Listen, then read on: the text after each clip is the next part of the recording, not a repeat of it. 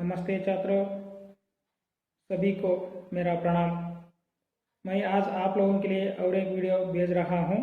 इस वीडियो में आपकी कक्षा की पहली कविता है मातृभूमि। इस कविता को मैं आज समझा रहा हूं।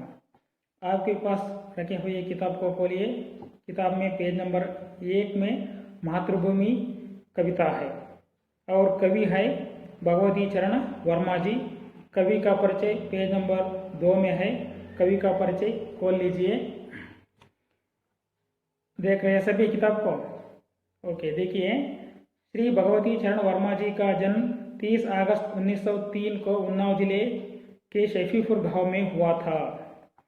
देखिए, भगवती चरण जी वर्मा जी का जन्म कहाँ हुआ था? उन्नाव जिले उत्तर प्रदेश के शफीपुर गांव में हुआ था। कब हुआ था? 30 अगस्त 1903 को हुआ था।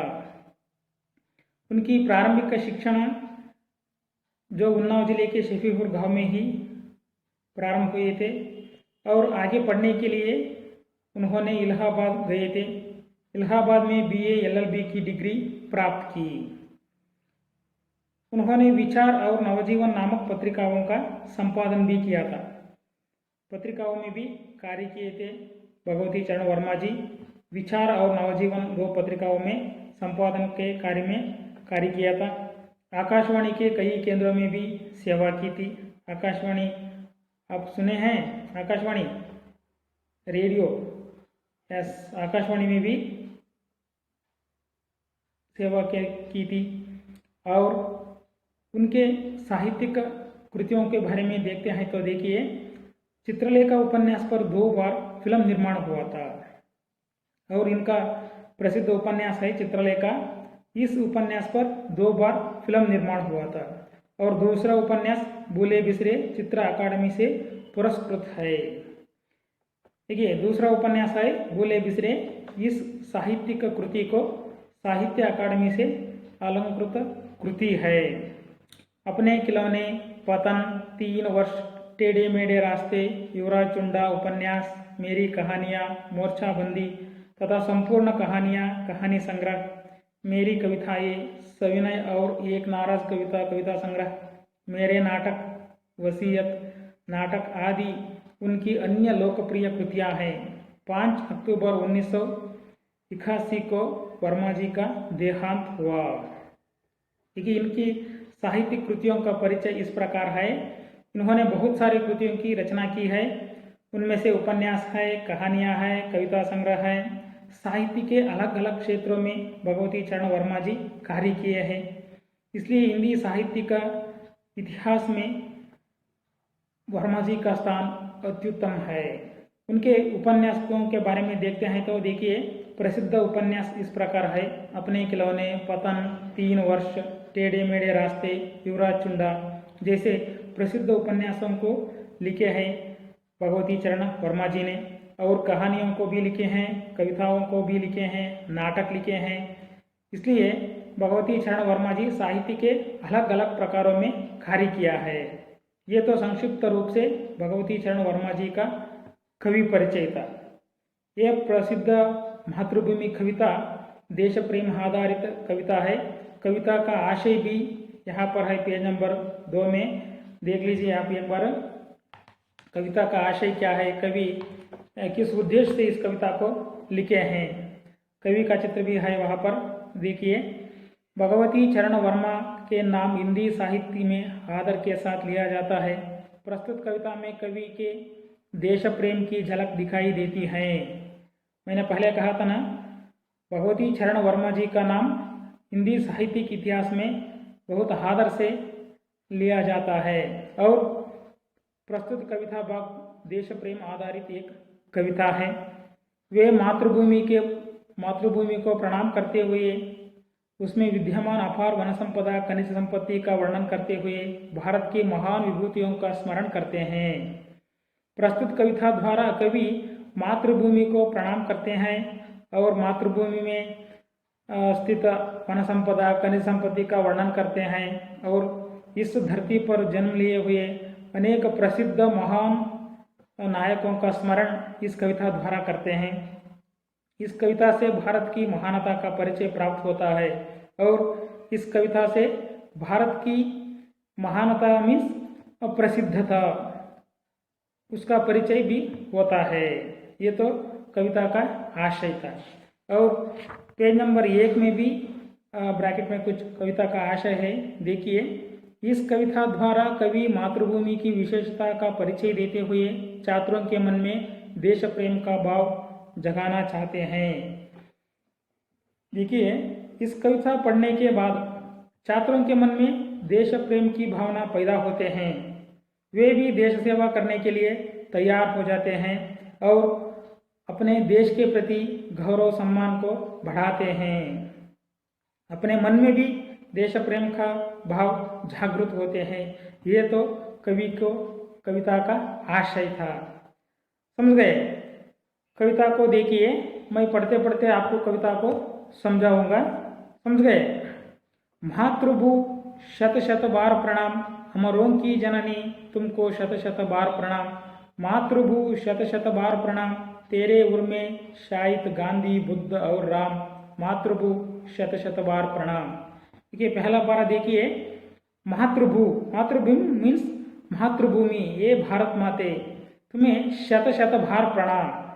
कवि बार बार, शत शत मीन्स सौ बार प्रणाम कर रहे हैं भारत माँ को। अमरों की जननी तुमको शत शत बार प्रणाम। अमरों की जननी तुम, अमर मीन्स शाश्वत। अमर शब्द का अर्थ क्या है? शाश्वत। अमरों की जननी हो तुम, तुमको सौ बार मैं प्रणाम कर रहा हूँ। कौन प्रणाम कर रहे हैं यहाँ पर? कवि भगवती चरण वर्मा जी। मातृभू शत शत बार प्रणाम, तेरे उर में शायद गांधी बुद्ध और राम। और कवि कहते हैं, तेरे उर में, उर मीन्स हृदय, तेरे हृदय में स्थित शायद गांधी बुद्ध और राम। देखिए, कितना प्रसिद्ध व्यक्ति थे महात्मा गांधी जी, गौतम बुद्ध और श्री राम जैसे महान नायक इस धरती पर जन्म ली हैं।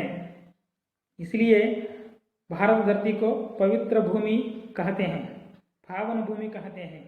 इस धरती पर जो लोग जन्म लिए हैं वे लोग आदर्श व्यक्ति हैं। समाज की हित के लिए अपना जीवन बिताया था। ऐसे आदर्श व्यक्तियों को इस धरती जन्म ली है। इसलिए कवि कहते हैं, तेरे उर में शायद गांधी बुद्ध और राम जैसे महान संतों को इस धरती पर जन्म लिया है। मातृभू शत शत बार प्रणाम, इसलिए तुम्हें मैं सौ बार प्रणाम कर रहा हूँ। समझ रहे हैं? पहला कह रहा है, देखिए, मातृभूमि को बार बार कवि प्रणाम कर रहा है। दूसरा प्यारा देख लीजिए, हरे भरे है खेत सुहाने, फल फूलों से युक्त वन उपवन, तेरे अंदर भरा हुआ है खनिजों का कितना व्यापक धन। मुक्त हस्त तू बांट रही है सुख संपत्ति धन दाम, मातृभू शत शत बार प्रणाम। देखिए, हरे भरे है खेत सुहाने, देख लीजिए, हरे भरे है खेत सुहाने। भारत धरती के खेत हरे भरे हैं और खेत भी सुहाने, सुहाने में सुंदर है। फल फूलों से युक्त वन उपवन, और फल फूलों से वन उपवन भरा हुआ है। भारत धरती पर फल फूलों के लिए कमी नहीं है, ज्यादा है, भरा हुआ है। वन उपवन फल फूलों से भरा हुआ है और खेत भी सुहाने हैं, देखने के लिए सुंदर लग रहे हैं, हरे भरे हैं। तेरे अंदर भरा हुआ है, भारत माँ तेरे अंदर भरा हुआ है फल फूलों से युक्त वन उपवन और हरे भरे खेत सुहाने, सुहाने में सुंदर लग रहे हैं। खनिजों का कितना व्यापक धन, खनिजों का संख्या भी ज्यादा है, व्यापक धन है भारत धरती पर।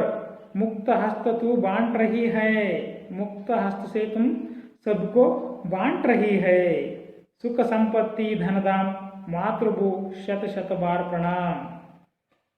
देखिए, भारत माँ मुक्त हस्त से बांट रही है, सुख संपत्ति को, धनधाम को, सबको बांट रही है। इसलिए मातृभूमि को कवि बार बार प्रणाम कर रहा है। समझ गए? मुक्त हस्त मीन्स उचित रूप से बांट रही है, सुख संपत्ति और धन धाम को भारत माँ ने सबको समानता से देख रहे हैं और भारत माँ सबको, सब धर्मों को, सब जातियों के लोगों को एक ही तरफ देख रही है। इसलिए भारत माँ को बार बार कवि प्रणाम कर रहा है। एक हाथ में न्याय पताका ज्ञान दीप दूसरे हाथ में, देखिए एक हाथ में न्याय पताका पकड़ ली है और दूसरे हाथ में है ज्ञान दीप। चित्र में भी आप देख सकते हैं, एक हाथ में न्याय पताका है और दूसरे हाथ में ज्ञान दीप है। सबको ज्ञान को बांट रही है भारत माँ और एक हाथ में न्याय पताका पकड़कर सबको एक समानता से देख रही है भारत माँ। इसीलिए बार बार कवि प्रणाम कर रहे हैं मातृभूमि को, भारत माँ को। जग का रूप बदल दे हे माँ, कोटि कोटि हम आज साथ में। देखिए जग का रूप को बदल दे हे माँ, जग का रूप को बदलना मीन्स सब जगत को, जगत में होने वाले सब लोगों को बदल दो, परिवर्तन कर दो, क्योंकि तुम्हारे पास आदर्श व्यक्तियों का और सुख संपत्ति का, धनराशि का और हरे भरे खेत का, सुहाने सुंदर फूल, वन उपवनों का संख्या भी ज्यादा है। इससे जगत का रूप को बदल दे हे माँ।